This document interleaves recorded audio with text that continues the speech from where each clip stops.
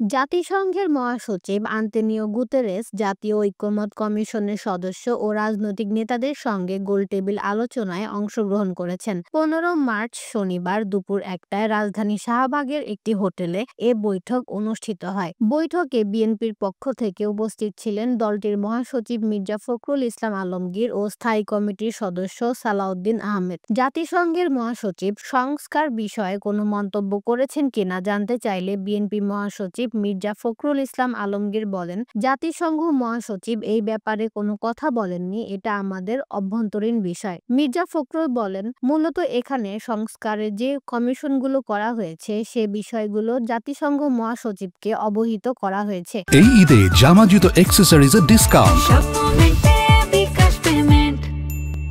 আইন উপদেষ্টা আসিফ নজরুল এ বিষয়ে অবহিত করেছেন, আমরা আমাদের বক্তব্যের মধ্যে যে কথাগুলো বলে আসছি সেই একই কথা বলেছি। বিএনপি মহাসচিব বলেন, সংস্কার অবশ্যই করতে হবে, সেই সংস্কারের কথা সবার আগে বলেছে বিএনপি, কিন্তু সেই সংস্কারটা যত দ্রুত করা যায়। আমরা যেটা বলেছি মূলত নির্বাচন কেন্দ্রিক বিষয়গুলো সংস্কারগুলো করে ফেলা, তারপর দ্রুত নির্বাচন করা, এরপর একটি সংসদের মাধ্যমে বাড়তি সংস্কারগুলো করা। সংস্কার একটি চলমান প্রক্রিয়া, এটাই আমরা বলেছি।